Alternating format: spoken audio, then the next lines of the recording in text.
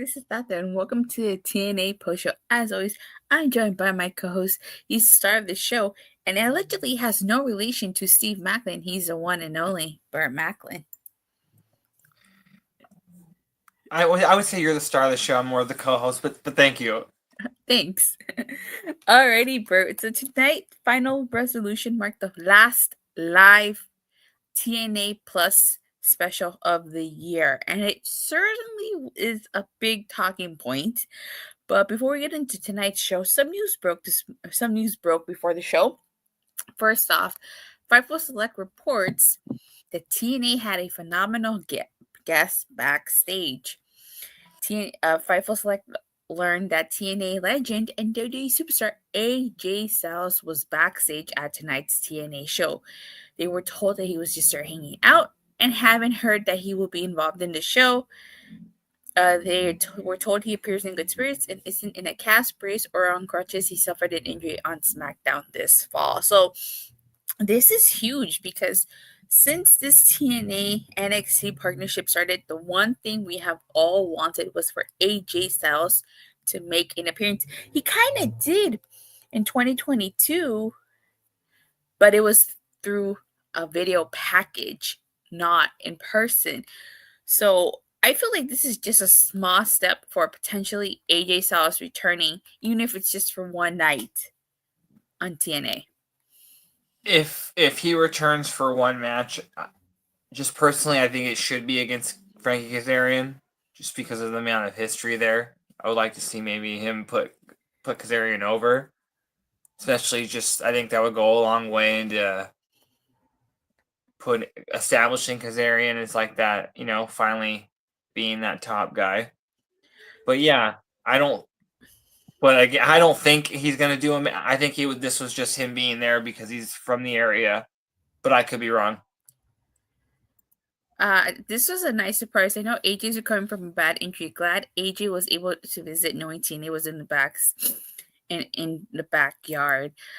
Yeah, it was certainly a nice surprise. I'm still holding out for that Josh Alexander versus AJ Styles match. I don't know if it'll happen with Josh Alexander's contract expiring in February and AJ Styles being injured.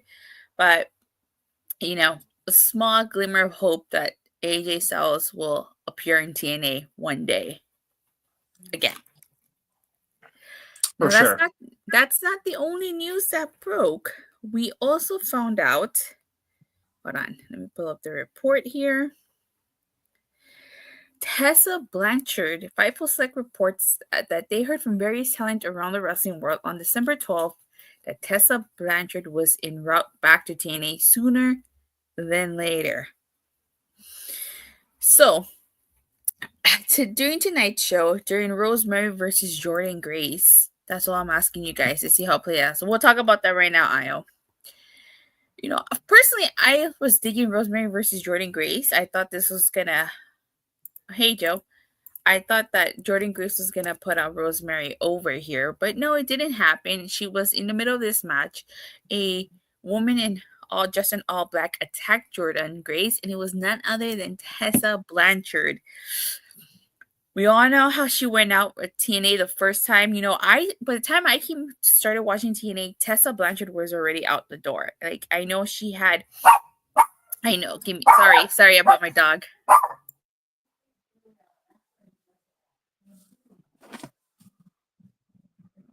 So, I apologize. I knew it was likely knowing that CMLL Women's Tag Team Champions were vacated today by Tessa and Nubia. Oh, okay. Like I was saying, I know she's still, in spite of everything, she's still the first and only woman to hold the TNA World title. And it seems like, based on tonight's program, she's going to be the heel. I mean, she did an interview backstage with Gia Miller right after that, and she shoved poor Gia Miller out of the way. And she said she's come back to reclaim what was hers. I'm actually intrigued to see where this goes. I'm just going to let things play out. I'm not going to criticize the storyline or anything yet until I see the end goal of this.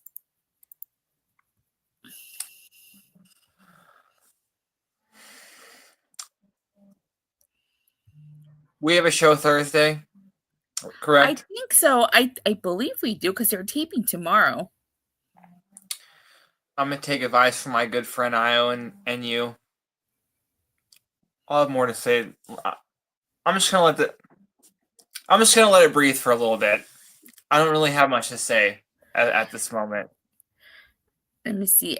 I'm intrigued too, but today, there were people pissed and saying TNA is desperate by this move, knowing Jordynne is leaving likely at Genesis. I This think, this is what I don't want. This is I don't want to get into right now, but this is exactly what the I know what he's saying.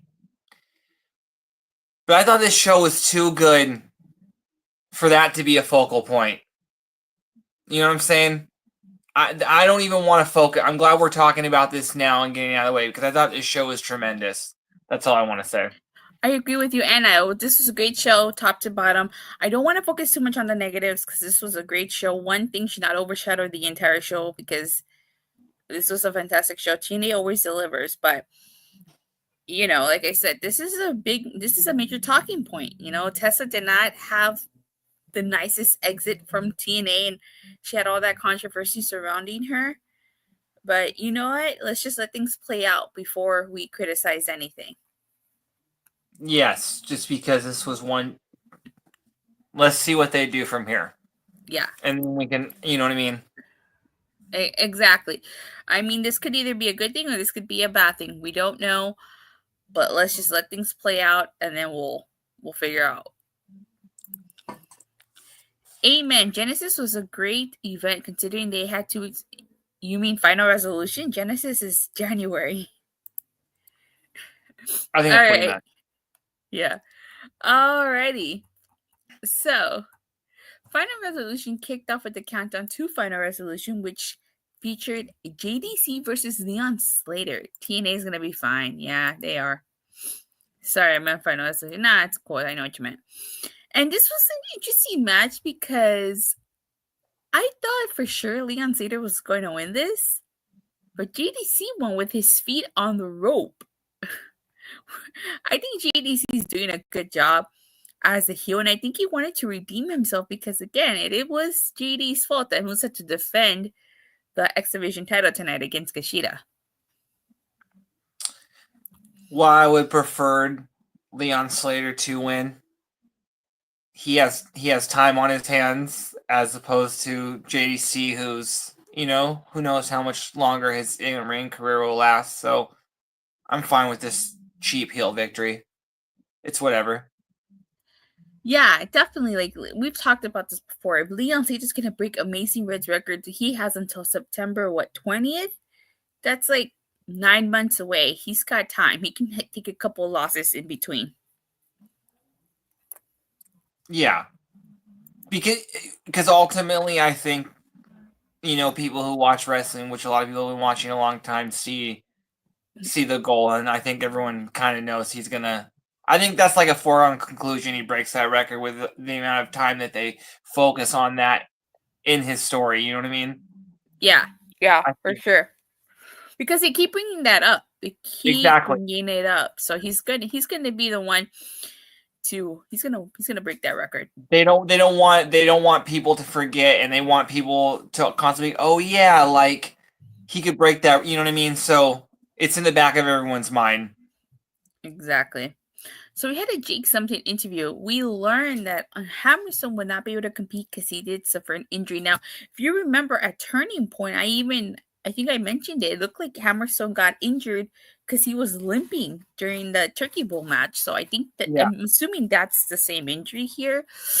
But this was a good interview by Jake Something, saying that he can do anything on his own and that's where he thrives. What's his name? Something.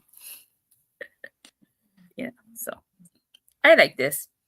Yeah, it's not. It wasn't the best promo, but he's improving on promos, so, and that's all you can ask for because it's not like he has everything else. So. All right, so we got Frankie Kazarian versus Jonathan Gresham. This was an interesting matchup because Jonathan Gresham was trying to put the octopus. He did put the octopus on Frankie Kazarian through the ropes, which I actually really like that spot. This was a good match. Kazarian didn't need to win, but I figured he was going to win. I'm just because surprised. Go ahead. what? No, what were you gonna say? I'm surprised he won by submission. He's been using the chicken wing for a while. I think that they're trying to get that over as just another move that he can beat you with. So I'm Yeah, fine with that as well. I mean, I don't have a problem with him winning by but with the chicken wing. I'm saying I was surprised because he beat Jonathan Gresham of all people with the chicken wing. Yeah, but I think Jonathan Gresham is a weird one in this. I don't know how much longer he's going to be in. You know what I mean? Because I don't know his contract status, but it just seems like everything's kind of been up in the air, especially going back to them just kind of dropping the Ink storyline. I don't know. I don't know what they have planned for it. You know what I mean? It just seems kind of like he's there. He's just showing up. You know what I mean? It's not like he's not trying, but I don't think they have anything for him in terms of anything creatively. I mean, creative. It's interesting that you mentioned that because, like, with Jordynne Grace even in January, one of Jonathan Gresham is gonna follow her. It's funny you said that because I mentioned that too. I definitely think that he would likely follow her wherever she goes. But I don't know if. And that will remain to be seen where she goes. I think she is WWE bound, so it'll be interesting to see if he's able to how that works. Same. He's somebody definitely though that again, like a Josh Alexander who I see contributing a lot after he's done wrestling. So being like a coach in WWE, I can see that. Same, I can see it too. I said this is a good Frankie Gresham. Yeah, it was a good match. I had no issues with it. Frankie, going back to like JDC and then like Frankie like as a singles guy, same with Santana, the single guy, but then like a lot of other people like Alicia. I think there's a lot of people in this current TNA roster who are arguably doing the best works of the best work of their career. You know what I mean? Like it's really stood out with me with Kazarian. I don't know. I think he just put everything together. And I mentioned a lot of people. I think that could be said for a lot of people. So I have to agree with you. Like ever since he turned heel and became the king of TNA, like he's done some great work. I like him as a heel. He definitely. I think it's very interesting when guys take chance, like when they're taking a chance on themselves, but then you kind of wonder what are they thinking, like how are they thinking it's going to play out, and like him and Santana both are two guys who are like, okay, I'm glad they came back to TNA and they're they bet on themselves and it's working out completely. So good on them. I agree. All right, so that's it for the countdown to Final Resolution. The main card kicked off with the X Division title match, Moose versus Kushida. I thought this was a good match. Again, a clash of styles here with Kushida and Moose. I was kind of worried for a second because it looked like Moose had really hurt his left arm. He put that hoverboard lock in, and I was like, "Oh my god, please tell me like this is not going to happen." And Moose was able to overcome that, and he successfully retained against Kushida here. But what are your thoughts on this match? I really again, I think this is going to be basically the formula in terms of you're going to see every person that Moose wrestles against in this X Division run. I think that they're going to really work to their strengths and try to take Moose out with those strengths. So tonight being Kushida with a lot of submissions going after the arm. So yeah, I really like this. Yeah, and like we mentioned with Laredo Kid, with Moose had to slow Laredo Kid down because Laredo Kid was too fast for him. Yeah. So I think you're right. I think it's gonna be interesting matchups just to see like Moose, because Moose is not a fast guy, like he's more about power. So it's interesting to see when he gets paired up with someone who's about speed, Yeah, but he was a football player, so he does have, he is quick, you know what I mean? He might be older now, but still, he moves well for a big guy. Yeah, he does. But still, it's always interesting to see Moose get paired up with these guys that have speed, like, Laredo Kid, Ace Uh-huh. Austin. So I want to see him. I want to see him go up against Trey Miguel. Honestly, Yeah, that'd be a good match. I think so. The ATL crowd was hot. Yes, it was. Okay, we get a first class interview, and basically AJ Francis talking about tonight. And one of the things I like about this is it kind of didn't feel like your typical first class promo. I felt like he was really speaking from the heart, especially when he says that this is the biggest moment of his career, that he's worked 6 years for this. Like, you could tell, like, I don't want to say he was getting emotional, but you could tell it meant something to him. TNA needs to pay him and sign him long term, just because they don't. If you look at the roster, they don't have anybody like him, and we'll talk more about it during the main event. But I think he's earned like TNA trying to sign him long term. I don't know what he's. I don't know if he's somebody who like ultimately, like a lot of people, I think, is their goal to go to WWE. I don't know if he wants to go back to WWE, but if it's like a fit for him and he likes TNA, if I was TNA, I would really try to sign him. I just think that he brings something different. And again, we'll talk about it more, but that's just my opinion. I agree with you. Like you really felt it in this promo. Yeah, and I'll talk more about it when we get to the main event. But yeah, this was great. I definitely wouldn't mind AJ Francis sticking around. Yeah. All right, so we're supposed to get a triple threat tag team match. It's the Rascalz versus PCO and Sami Callihan versus it was originally supposed to be Jake something and Hammerstone, but as we learned during the countdown to final resolution, Hammerstone was not able to compete tonight, so Jake something opted to go alone. And I have to say, like, I thought he did a pretty good job going in there alone. I think that PCO and Sami Callihan are really working well together. I don't have a problem with them teaming up. Again, that problem that I have is, like they mentioned on commentary, PCO has been champion for 140 days. Yeah, I can't remember the last time he defended the digital media title, but we're going to get a rant about that tonight because we're going to be here all night if we do. But It's a positive show tonight.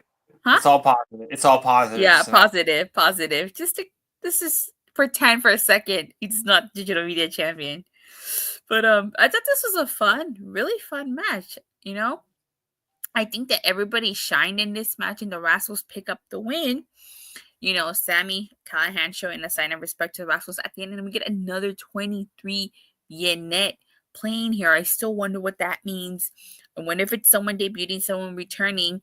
And I have to agree with Io here. Jake something certainly shined. I really hope Jake something and Hammerstone win gold in the upcoming year. I mean, I feel bad for Jake something because ever since he came back, he hasn't done much. He's just been kind of there. I definitely would like to see him win gold. So, but what are your thoughts on this? See, that's what. Although I'm glad that the Rascalz won, I would have rather had the Rascalz win if we got the full match. But I think as soon as it came down to Jake something going out there by himself, I would have had him go out there and win by himself. That would have just kind of like been his moment. Going back, what you guys are saying, how he's really been like kind of just floating around. That would have been like his big moment. You know what I mean? That would have been like, obviously I'm not putting anything over Elix Skipper's cage walk, but that would be Jake something's signature moment, going out there and beating 5 guys. You know what I'm saying? So I think they should have changed the finish to him winning.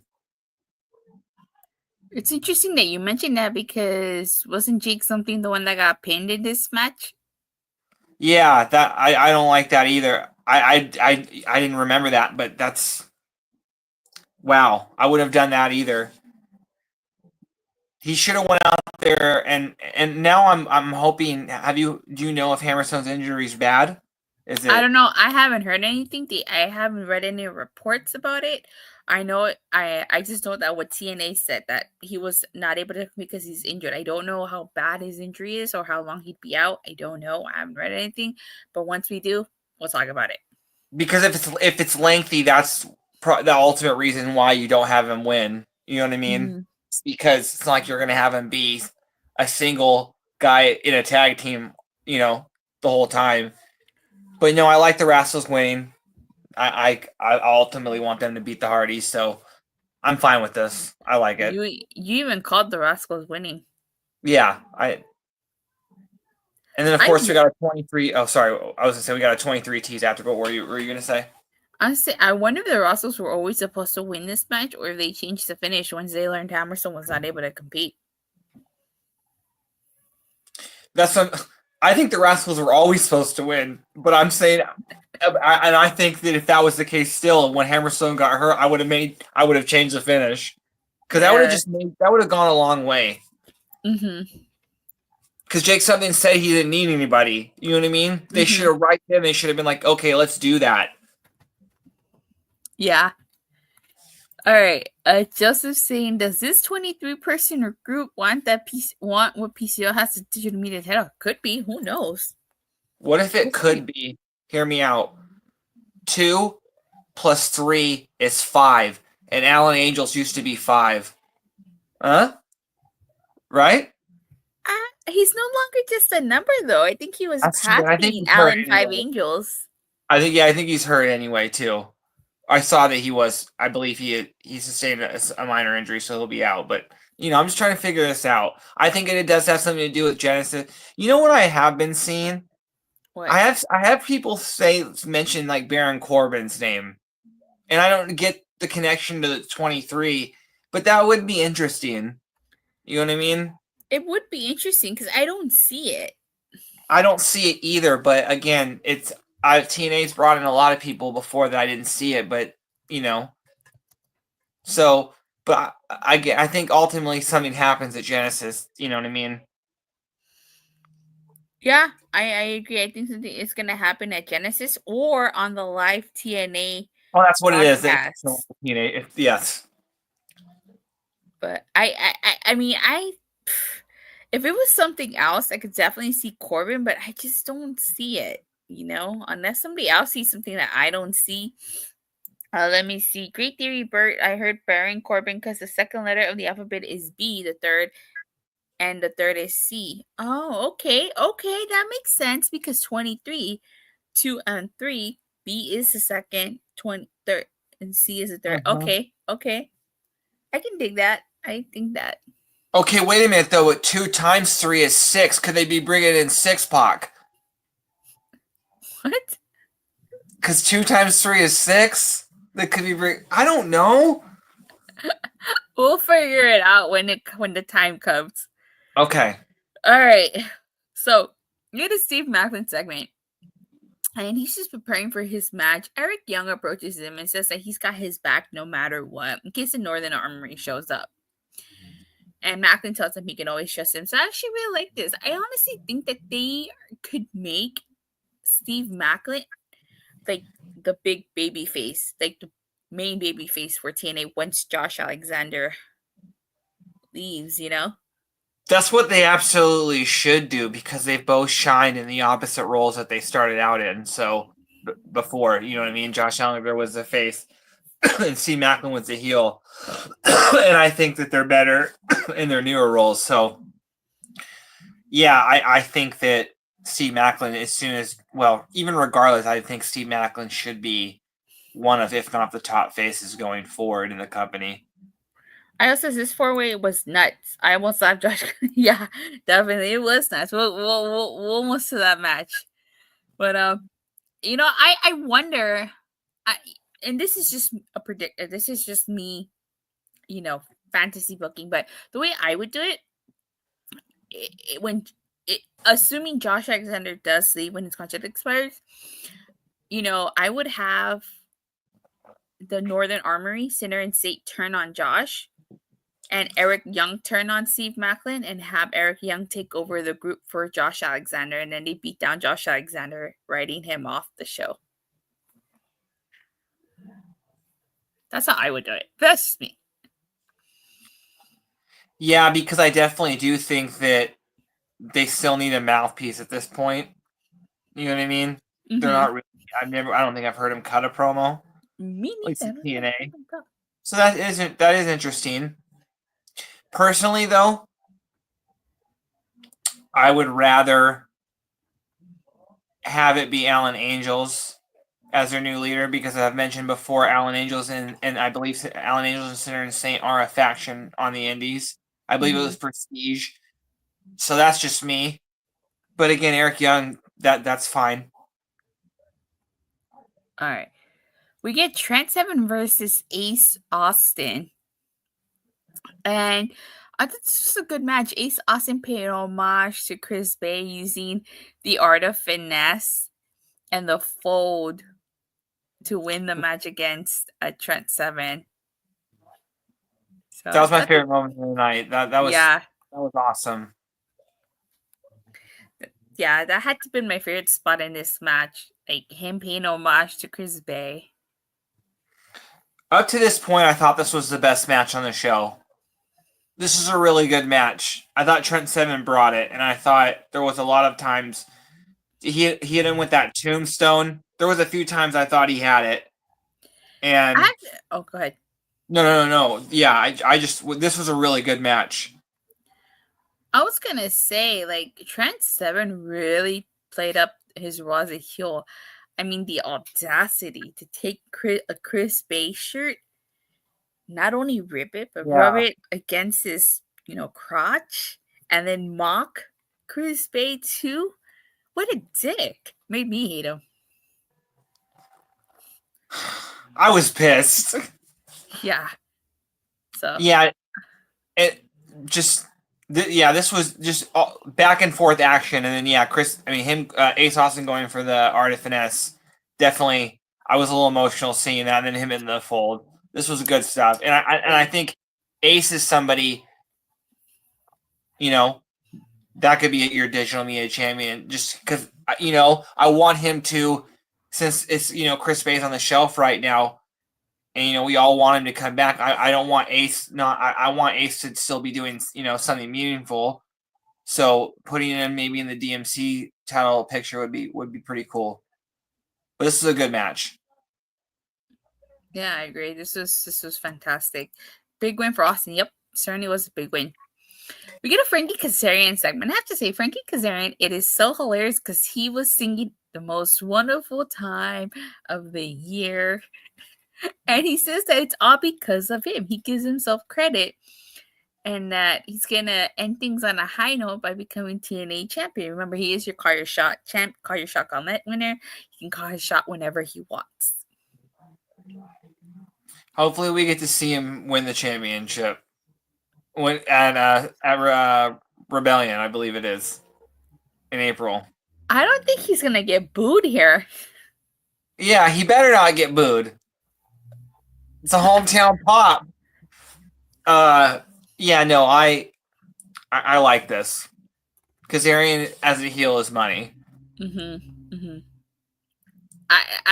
This has been my favorite gimmick of Frankie Kazarian, the king of TNA.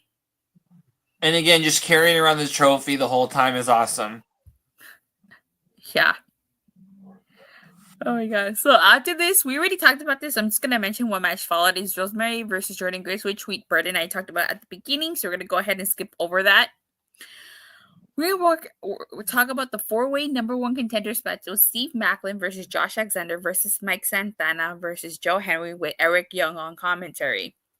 Like I pointed out earlier, this match was nuts. I think some of my favorite spots in this match was like the spot where like Josh is trying to tie Mike Santana up with the zip tie and he pulled off the headgear. I also liked when Steve Maclin did the crosshairs to Joe Hendry and then Josh hit him with the low blow and then Joe Hendry hit Josh with the standing ovation, or the spot where Santana did the splash to Maclin and then Josh did the ankle lock to Santana. I thought those were some cool spots. Or the torture rack that Josh did to Santana. What about you? No, this. I thought they made everybody look good in this match, and ultimately, like we said, Joe got the big win. I think that it's time now because if it, you know what I mean, like you had him win, close out the year. We'll talk about it at the end of the show, but the lasting image, I think Joe has to win the title at Genesis, especially since the match is made now. So it's his time. Frankie's such a great annoying heel who I hope gets his flowers one day, goes into the TNA Hall of Fame. I think he will. One of the things I liked about this match was the intertwining stories that we've had. Josh and Joe Hendry, Josh and Steve Maclin, and Santana, I really like that. So the only one that we have, I think going forward, I think you're going to see more of Josh feuding with Santana and maybe see Maclin there, possibly just a couple 6-man with Maclin, Santana, and Eric Young maybe versus the Northern Armory, and then maybe Santana versus Josh Alexander in one of the final matches. But I think Joe Hendry's kind of done with those three for now. I think he is too, and I think like this planted more seeds for that eventual one-on-one between Mike Santana and Josh Alexander. Like he said on the Go Home show, Mike Santana hasn't defeated Josh one-on-one, and I think that if he's gonna make his way to the TNA title at Slammiversary next year in his home state of New York, at some point he has to beat Josh Alexander. Yes. The longest reigning TNA world champion. He has to beat him. TNA is very good at stuff like this too. It's just like planting seeds for future things and kind of always rewarding you rewarding the fan for paying attention. Exactly. So we get a Chris Bay video package. I thought this was a really sweet video package. Nice little homage to Chris Bay, who's still recovering. So, I really like this. Yeah, I've seen this a few times, and I don't know. I started to tear up a little. Because I'm not going to speculate on anything. You know what I mean? But I hope we see Chris Bay back. Same. I hope we see him back again. So Nic Nemeth cuts a promo, and he's basically talking about, I feel like this is your typical Nic Nemeth promo. He really didn't say much that he hasn't said before. He's a fighting champion. He's the most wanted man and stuff like that. Although I will say I did like the fact that he brought up the fact that Joe Hendry's #1 contender and kind of suggested what if AJ Francis wins? AJ Francis and Joe Hendry would come full circle. So. Yeah, we're gonna talk more about this, but yeah, the promo of it was very cookie cutter, wash, rinse, and repeat. We've kind of heard all this stuff, so yeah, not much to go by. Okay, we get a Santino Marella announcement, and basically, he's banning Lish from ringside.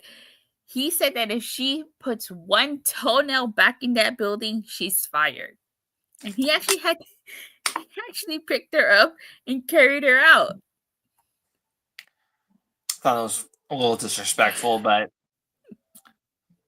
this was such a fucking good match. That spot on the stairs was nasty looking.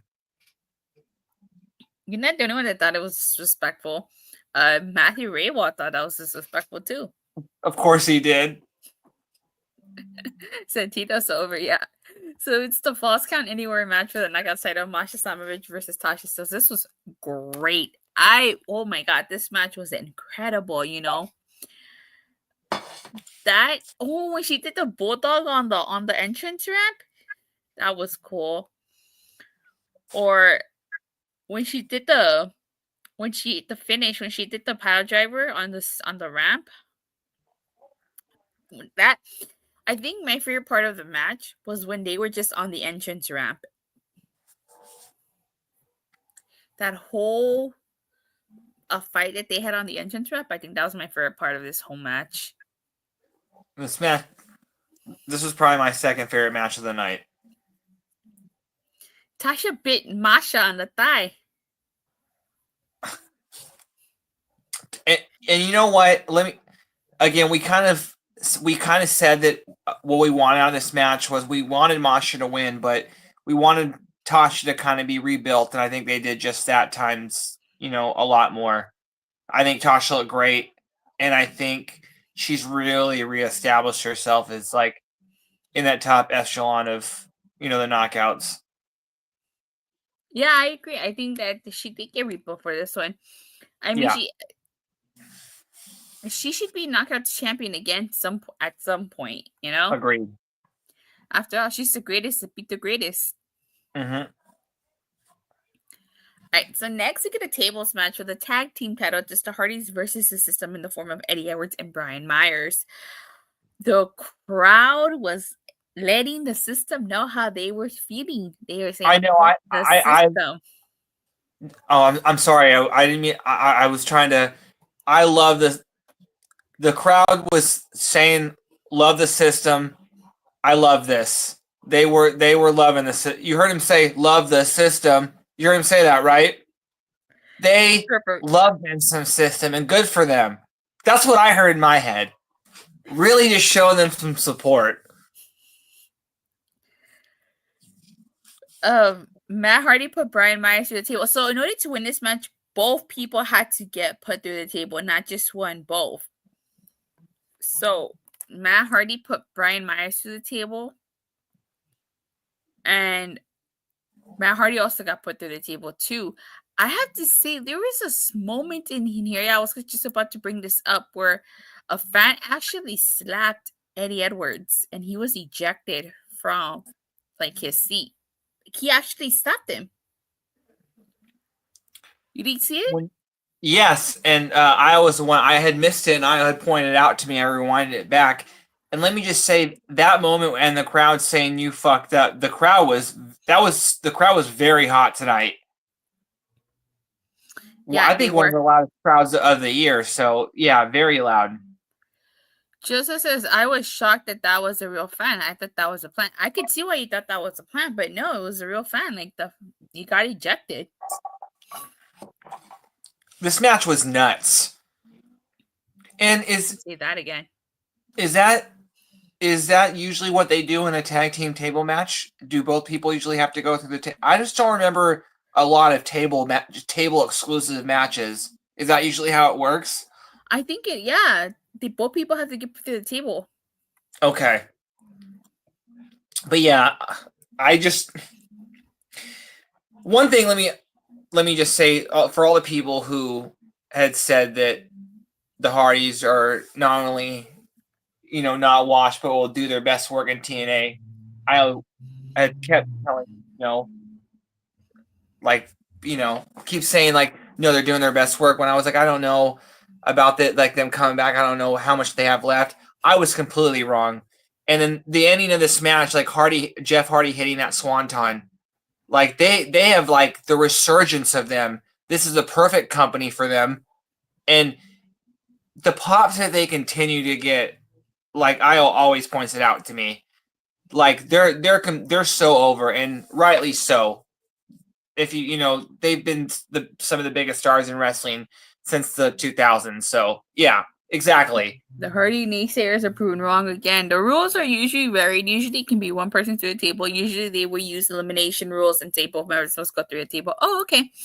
Yeah, the ending to this match was insane. I mean, they dragged Jeff Hardy through the crowd, and then Matt Hardy comes out of nowhere with the steel chair, and he starts whacking the System with that steel chair, and then that swanton bomb from the top of whatever that was to Brian Myers through the table. I mean, through Eddie Edwards. I'm like, holy smokes, this finish was crazy. So surprised the Hardys retained here. Yeah, this match was out of hand, and the Hardys, with every match, especially these last three, they've just looked so good. Jeff standing out the most. They have a lot left. So, oh, definitely. This match justified why the Hardy Boys committed to 2025 with TNA. It was so great. Yeah, it was. All right. Last but certainly not least, our main event is a TNA World Title match: Nic Nemeth versus AJ Francis. And I know that there was a lot of discourse on Twitter over this match. I have to say, and I've talked about this before. Anybody who watches the show, you know how I felt about AJ Francis. When he first came into TNA, I didn't give two shits about AJ Francis. I was like, why him? Really? Why? But over the course of time, he won me over. Like, he's done such amazing work. And even though I'm poor and I fly economy, I like first class, you know?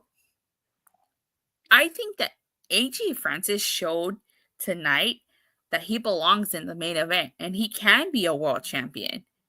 He gave an incredible performance, and I hope that people like stop hitting on him now. I think he's long past being flop dollar. Yeah, fuck all those doubters out there. And they booked him just like they said they should book him in a loss. He looked like a monster heel.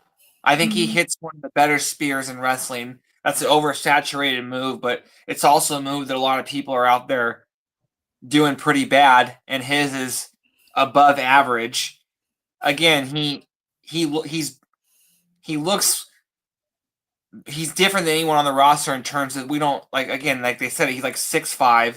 He's a former football player, so he's he looks like a former football player. Yeah, he's definitely someone that if you didn't think it before, I don't see why you would think that he couldn't be world champion. He looks like a world champion. Oh, let me just say, I don't think, especially in this, there's no such thing as too much Frankie Kazarian because he was out here during this match. As always, him and Ray Walt just burying Hannafan. At one point, Hannafan told Kazarian to shut. This trio was awesome all night. And let me just say another thing out of the heel playbook. I love nothing more than heels just wearing a jacket with no shirt. Kazarian, Casey Navarro was out there, wasn't even saying anything, and just like looked like a star. You know what I mean? Like when him grabbing the leg, but every time like he wasn't doing it, from every time they weren't in the ring, he would just like look at the crowd trying to draw heat. You know what I mean? Just looking at himself. What a star he is. This was such a good match for everyone involved. And my only complaint is that if Nemeth didn't turn heel tonight, when? I thought we were going to get JBL tonight. We'll talk about that right now. I'll talk about that right now.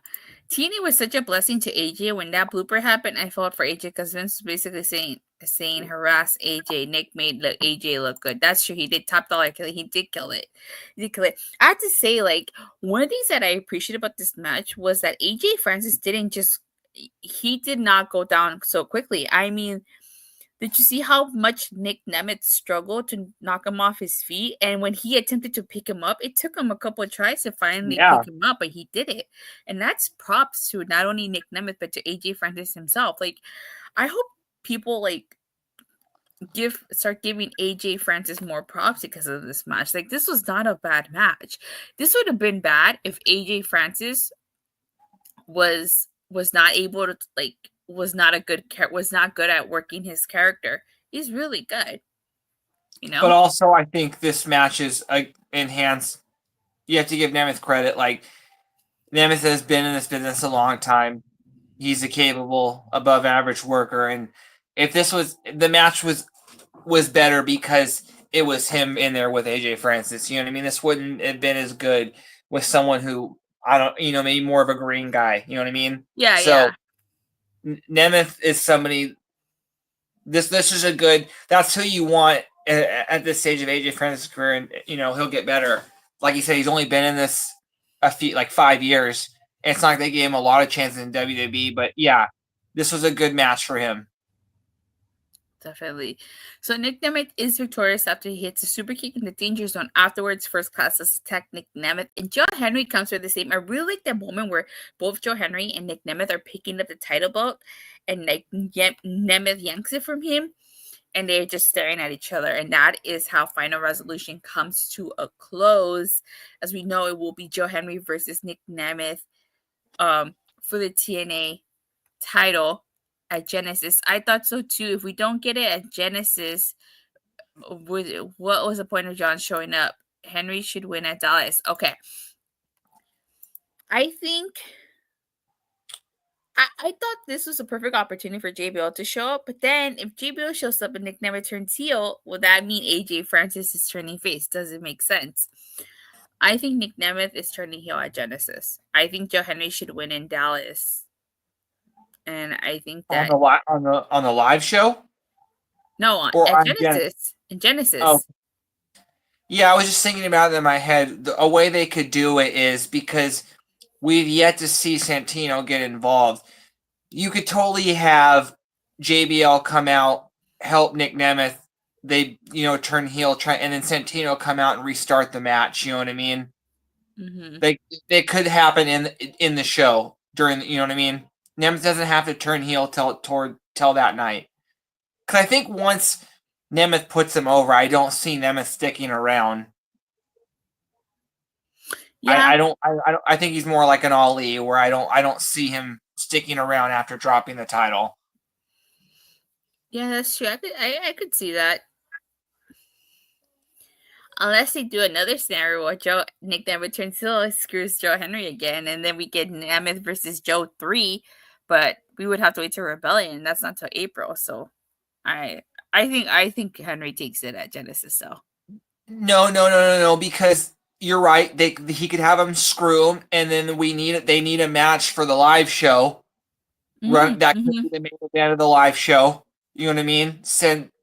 Because you could argue that the live show might have more eyes on it than the pay-per-view. Yeah. Not everyone's going to buy the pay-per-view or have the TNA app, but a lot of people are going to be wanting to tune in for TNA's first live show in, what is it, double-digit years? 8 years. Yeah, so I think that could be a viable option. I actually kind of want to see that because I'm interested to see as going along, because they essentially have to book 2 shows. They got to book, obviously, Genesis, but they obviously want to book a stacked live show. You know what I mean? Because I think the live show isn't as important as Genesis. So I think so too. Yeah. Because this is TNA's first live show in 8 years. They gotta pack a punch.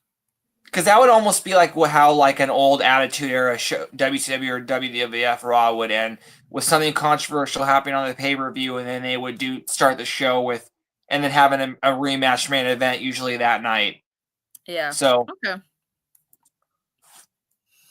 But I guess that's it. That's it for Final Resolution, the last TNA Plus special of the new year. But you got any final comments on the tonight's show? No, I thought this was actually better than Turning Point. I have to go back and think about, that's a statement. Really, I might have made that too soon, but as of now, I thought this show was very, very good. I don't think there was a bad match on the show at all. I thought every match delivered, and in some cases over delivered. So the Hardys match and being one of them, but no, I love this show. Yeah, I think TNA ended the year with a bang, for sure. I think that this was a fantastic show. I from top to bottom, I thought the entire card was solid. There was not one match that I felt dragged or was like, oh my god, it's taking forever. Let's get on with it, Mm-hmm. So I thought this was a great show, and I am very curious to see what happens in the final TNA Impact of the year. So I'm assuming there is going to be a fallout because they're taping tomorrow.